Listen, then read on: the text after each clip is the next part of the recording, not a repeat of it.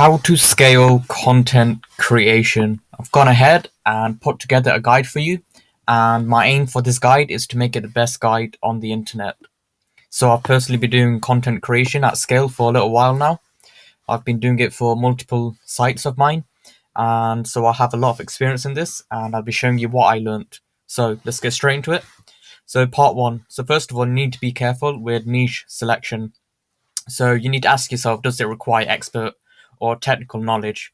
For example, let's just say you're reviewing wireless routers. Does that need expert knowledge, or can you just hand this to any writer and can they just hand it to you easily by writing all of that copy? So let's just say you know nothing about woodworking, but you're creating a site all about woodworking. Well, if someone's, let's say, is having an issue with their chainsaw and is going into all the technical details, will any writer be able to write about that? Probably not. So you're going to need someone with technical knowledge about that. So this is something you need to keep in mind. Does it need expert or technical knowledge? So part two is keyword research. So what is keyword research? So very simply put, keyword research is finding search terms related to your business. For example, let's just say you've got a health site or a skincare site and it's selling skincare creams, right? What's the best skincare cream for women? So someone might be searching that up, and yeah, that's a keyword you would go after. So how do you actually do keyword research? Well, you need to do it in a data-driven way. So you can use tools for this, and you can use the Google auto-suggest function. My favorite way is the Google auto-suggest function. Now, I'm someone who's used so many tools, I've lost count when it comes to keyword research, but I found the best thing is just using Google auto-suggest. And the best thing is it's completely free.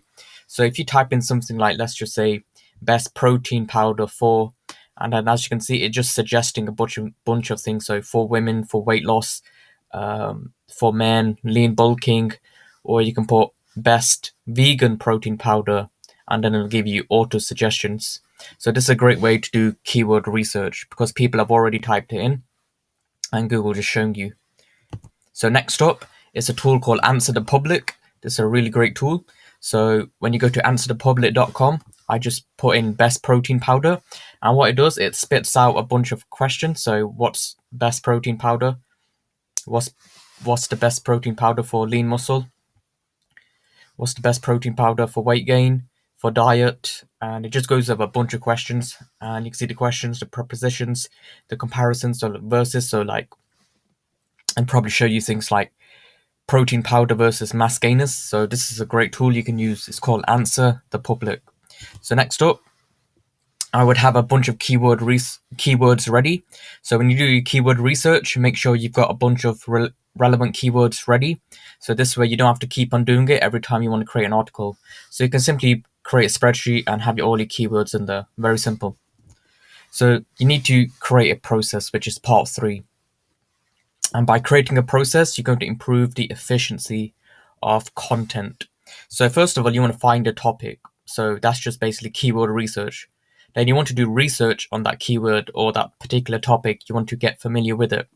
So next up, you want to create a post outline. So you want to create a framework so someone can easily see the framework, understand it, and just type everything out. So next up, you want to have the post written. You want to proofread the content, and then you would publish the content. So that's what I'll be going over in part three. So first of all, you need to document requirements. So you need to give them a briefing. So this is a short snippet of an example of one of my articles. So I just wrote for the writer. So what's the objective of this article? The user wants to know if manual log splitters are any good, and it's your job to inform the visitor. So I've given them a few requirements. So use short sentences, no longer than 2 lines, because no one wants to see a block of text. That's bad for user experience. Instead of using words like you are or it is, use the shorter version of your and its. This helps it sound more conversational. And write in first person manner, so use I instead of we. So this is another way you can make it sound more conversational. So these are just, I have more requirements, but I just thought I'd get a brief snippet just to give you guys an idea. So next up, you want to create an article framework. This is incredibly important. Never ever skip this step.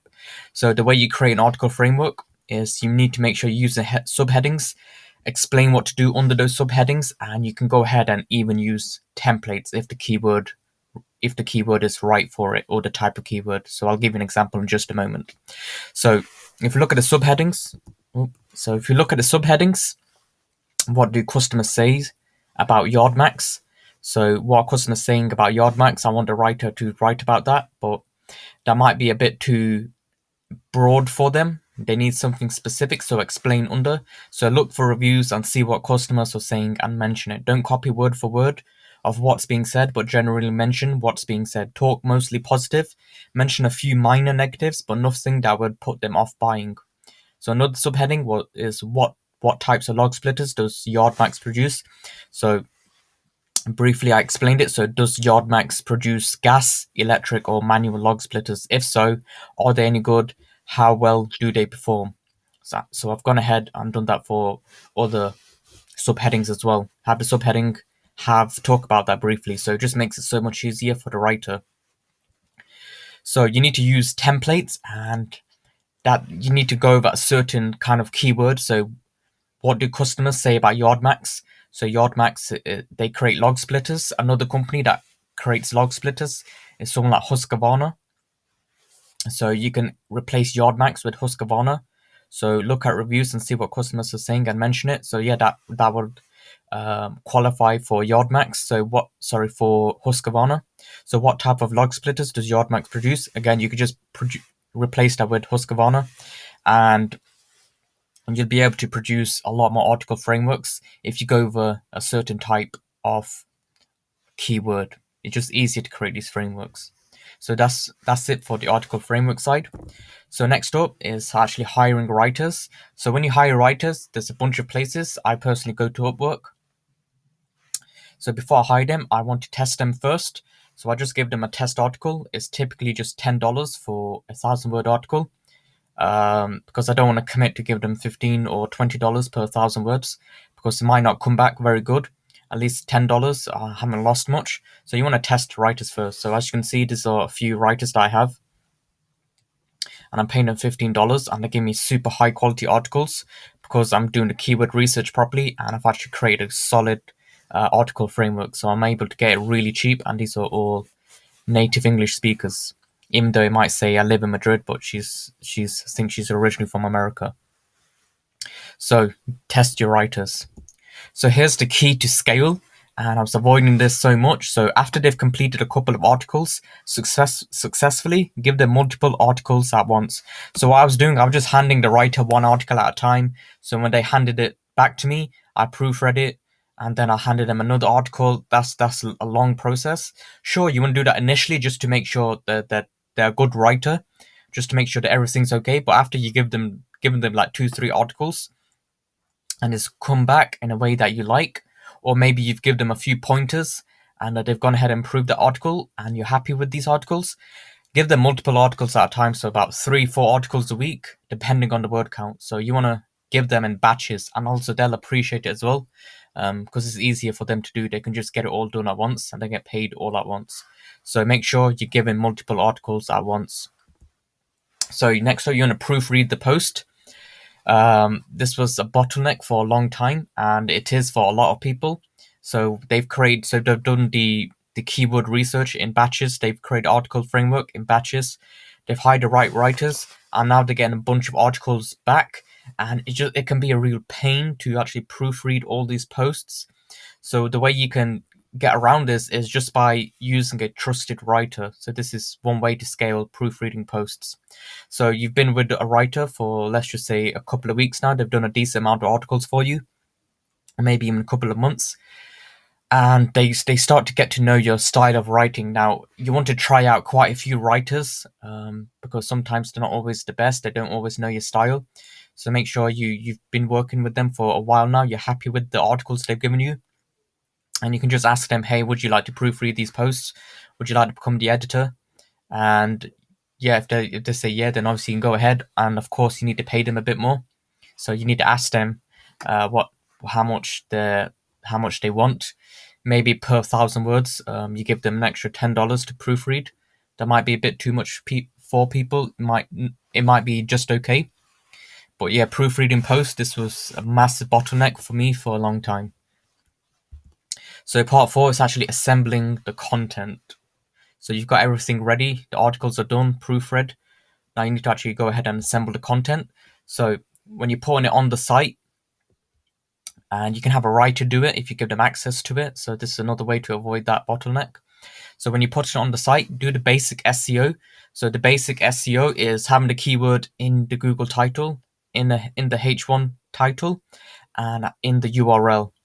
And there's a lot of things you can do with SEO, but this is the very basics. This is kind of the 80-20 principle to on-page SEO.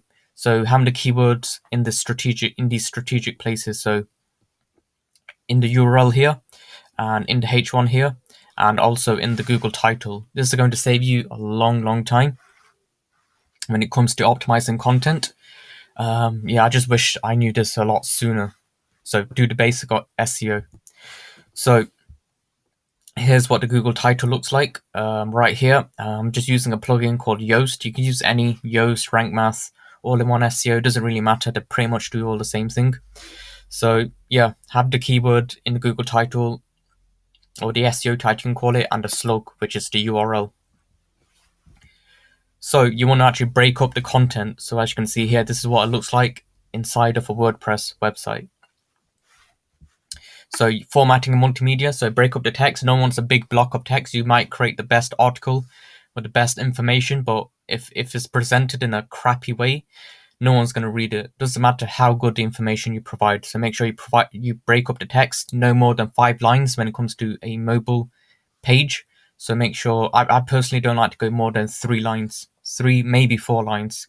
So add images and videos. This is going to break up the text even further, and just going to make the article look a lot nicer. Now here's a pro tip for you: use Google Docs.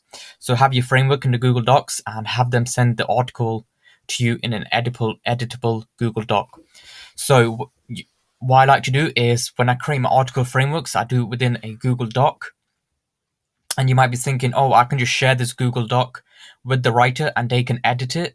They can go ahead and write in it. I would not recommend that.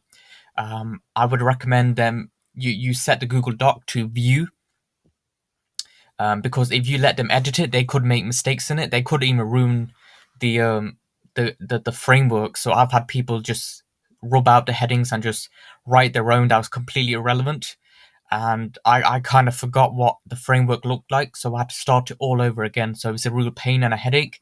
So just give it to them, the Google Doc in a viewing format, and then say to the writer, write me the article in a Google Doc and share that Google Doc with me. Make sure I'm the editor as well. And this is just going to save you a lot of time. So next up, part 5, repurpose high-performing content. If you see content that's doing well, it might do well on other platforms. So let's just say you've got an article about best razors for bald heads, and you're seeing it's doing really well. It's getting a lot of traffic. It might even be getting some shares. It might be worth it you create a YouTube video around it, maybe even some Pinterest boards, maybe even emailing it to a few people and tweeting about it. So yeah, it's worth repurposing high-performing content. So part 6 is rinse and repeat. So you're going to take all those parts and just go ahead and just keep repeating them over and over again, and you'll get better and more efficient. You'll start to figure out different bottlenecks and how to solve them. This is what I've done. I could pretty much create how many articles I want in a very cheap manner. So pro tip is do the task first and then outsource. So if you're not used to writing, if you haven't written much, then I would recommend writing your articles first and then outsourcing. And this applies for anything that you outsource. You want to figure out how to do it, at least the basics, and then outsource. So you get some idea what's good and what's not good. So yeah, do the task first and then outsource it. So that's pretty much it for this video. That's how I scale content, more specifically articles. And yeah, this particular process that I shared with you, it's something that I put together over the years. Even after reading other people's blogs and YouTube videos, I've actually put into action, and this is what I found that works the absolute best.